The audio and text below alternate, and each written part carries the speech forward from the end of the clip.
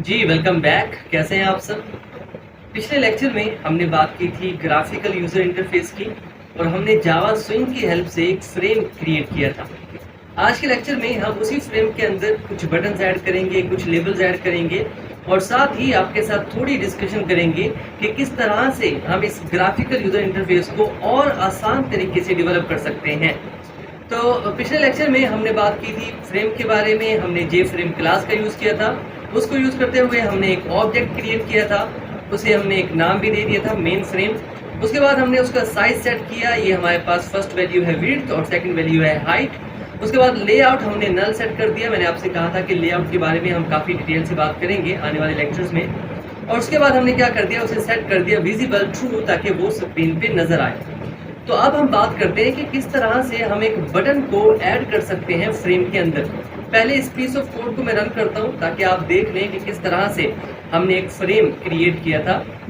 ये हमारा फ्रेम है। अब इस फ्रेम के अंदर हमने कुछ बटन्स ऐड करने हैं। तो बटन्स ऐड करने के लिए जैसे हमने जे फ्रेम क्लास का यूज़ किया था, इसी तरह से हमारे पास एक और क्लास होती है जे बटन।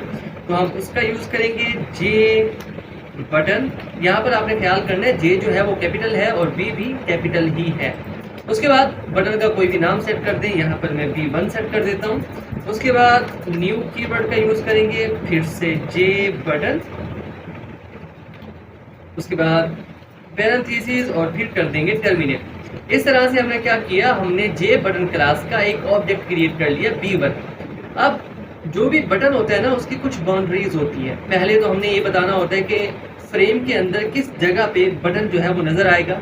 दूसरा हमने बताना होता है कि उसकी हाइट कितनी होगी और उसकी विड्थ कितनी होगी।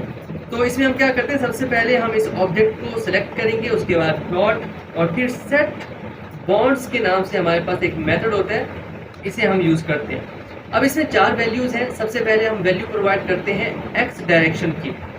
ये हमारे पास जो फ्रेम होता है ना, उसका एक एक्स डायरेक्शन होता है और एक वाई डायरेक्शन होता है। तो हमने बताना होता है कि एक्स डायरेक्शन में किस जगह पे बटन होगा और वाई डायरेक्शन में बटन किस जगह पे होगा। ये हम बना ले, फिर मैं आपको ज़्यादा एक्सप्लेन करूँगा कि किस तरह से ये हुआ है। अब मैं चाहता हूँ एक्स डायरेक्शन इसकी हो 120 और उसके बाद वाई डायरेक्शन में ये हो 100। इसी तरह से मैं चाहता हूँ इसकी विड्थ होनी चाहिए 100 और इसकी हाइट होनी चाहिए 50। तो पहली वैल्यू है हमारे पास एक्स डायरेक्शन के लिए, दूसरी वैल्यू है हमारे पास वाई डायरेक्शन के लिए, तीसरी वैल्यू है इसकी विड्थ और लास्ट जो फोर्थ वैल्यू है वो है इसकी हाइट। तो ये चीज़ें आपने याद रखनी है। उसके बाद हमने बटन क्रिएट कर लिया, बटन की बाउंड्रीज भी सेट कर दी। अब हमने इस बटन को ऐड करना है अपने फ्रेम के अंदर। तो हमारे फ्रेम का नाम था सिर्फ फ्रेम, तो हम इसी को यूज़ करेंगे यहाँ पर, फ्रेम डॉट ऐड। हम किसको ऐड करना चाहते हैं, B1 को। तो यहाँ पर B1 लिख देंगे और इसे टर्मिनेट कर देंगे। तो अब इस पीस ऑफ कोड को रन करते हैं और मैं आपको दिखाता हूँ कि किस तरह से हमारा जो बटन है वो ऐड हो चुका है। यहाँ पर देखिए जी, बटन जो है वो ऐड हो चुका है। अभी फिलहाल इसके अंदर कोई टेक्स्ट नहीं है, तो अब एक काम करते हैं, इसके अंदर एक टेक्स्ट लिखते हैं। तो यहाँ पर आपने जाना है, इसे मैं यहाँ से क्रॉस कर देता हूँ। ये रहा हमारा जे बटन। इसके अंदर पैरेंथेसिस में आप जो कुछ लिखेंगे वो आपके बटन का टेक्स्ट होगा। तो यहाँ पर मैं लिख देता हूँ फॉर एग्जाम्पल क्लिक मी। दोबारा से इस पीस ऑफ कोड को रन करते हैं। तो अब क्या होगा, हमारा जो बटन है उसके अंदर एक टेक्स्ट आ चुका होगा जो कि है क्लिक मी। यहाँ पर देखें क्लिक मी। अब जो हमने डायरेक्शन सेट की थी उसके अंदर ये देखें, इस तरफ से ना यहाँ तक ये हमारी एक्स डायरेक्शन है, तो ये हो जाता है 120। ऊपर से नीचे ये 100 है, तो यहाँ से 120 हो गया, पिक्सल में होगा, और यहाँ से हो गया 100। इसकी विड्थ हमने सेट की थी 100 और साथ में इसकी हमारे पास जो हाइट है वो हमने सेट कर दी थी 50। तो इस तरह से एक बटन आप क्रिएट कर सकते हैं। अब हम चाहें तो इस बटन के अंदर कोई इमेज भी सेट कर सकते हैं, नो प्रॉब्लम। बहुत ही आसान तरीके से आप ये कर सकते हैं। चीज़ें बहुत आसान है, बस आप समझते जाएं। यहाँ पर हम न्यू कीवर्ड का यूज़ करेंगे और हमारे पास होता है इमेज आइकन। ये कीवर्ड है जिसे आप यूज़ करते हैं और इसके अंदर आपने क्या करना है, जो भी आपकी इमेज जहाँ रखी हो, जो डायरेक्शन हो, उसको आपने यहाँ पर पेस्ट कर देना है। हमारी इमेज यहाँ रखी हुई है, यहाँ पर देखें ये है इसका पाथ। तो मैं इसे यहाँ से कॉपी कर लेता हूँ, Ctrl+C। और ये जो इमेज का नाम है सिर्फ इमेज है, इसे भी हम यूज़ करेंगे। तो हम चलते हैं जी अपने एडिटर में। यहाँ पर डबल कोटेशन के अंदर मैंने उस बात को पेस्ट कर दिया। अब इसके साथ मैंने क्या करना है, इमेज का नाम भी लिखना है। तो इमेज का नाम था इमेज, और उसके बाद उसकी जो एक्सटेंशन हो उसका आपने ख्याल रखना है। यहाँ पर देखिए, अगर मैं इसकी प्रॉपर्टीज़ में जाऊँ यहाँ पर, तो इसकी एक्सटेंशन है .jpeg, तो मैं इसको यूज़ करूँगा। एक्सटेंशन का आपने ख्याल रखना है, अदरवाइज़ ये प्रॉपर्टी काम नहीं करेगी। तो jpeg इस तरह से।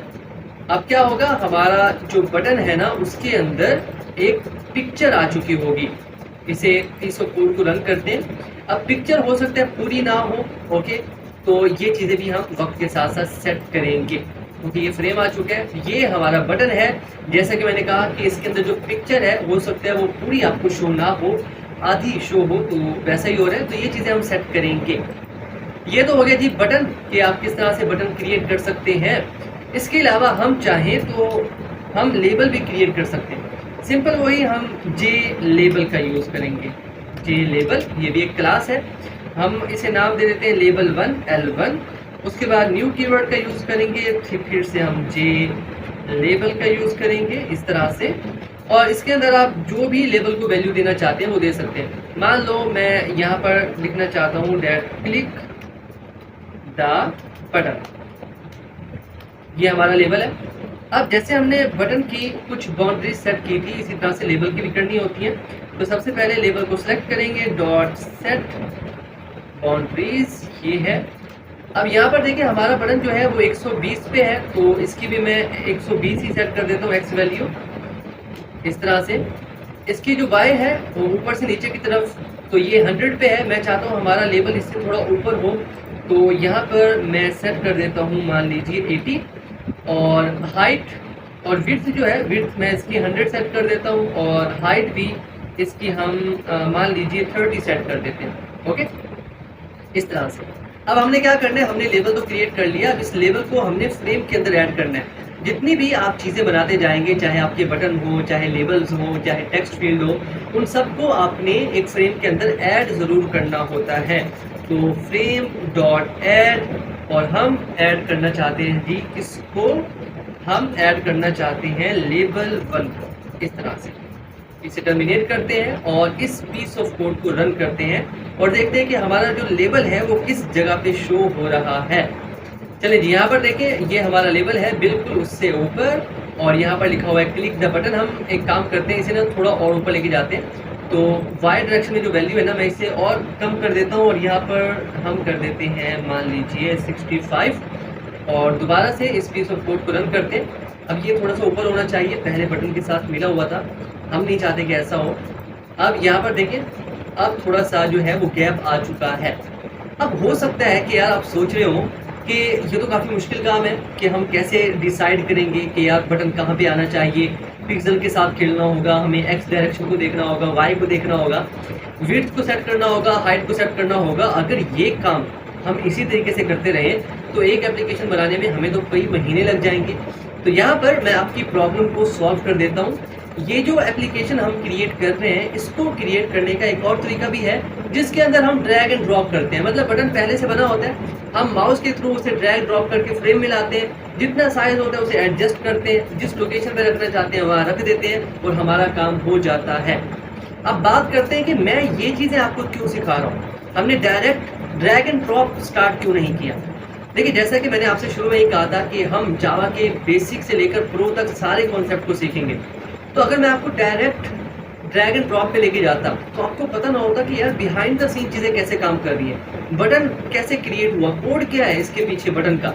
एक फ्रेम आ जाता है तो फ्रेम के पीछे फ्रेम का कोड क्या है, अगर लेबल आए तो लेबल के पीछे लेबल का कोड क्या है। तो वो चीज़ें आप समझ ना पाते, और जिन चीज़ों का आपको पता ना हो फिर भी आप यूज़ कर रहे हो तो उन्हें हम रट्टा कहते हैं। तो रट्टा नहीं मारना, हमने कोडिंग के अंदर कॉन्सेप्ट गेन करना है। तो पहले मैं आपको ये चीज़ें पढ़ा रहा हूँ ताकि आपको पता हो कि यार बिहाइंड द सीन चीज़ें कैसे वर्क कर रही हैं। तो कुछ लेक्चर्स में हम इनको कवर करेंगे, उसके बाद हम ड्रैग एंड ड्रॉप पे जाएंगे और उसको यूज़ करते हुए हम डिफरेंट एप्लीकेशंस क्रिएट करेंगे।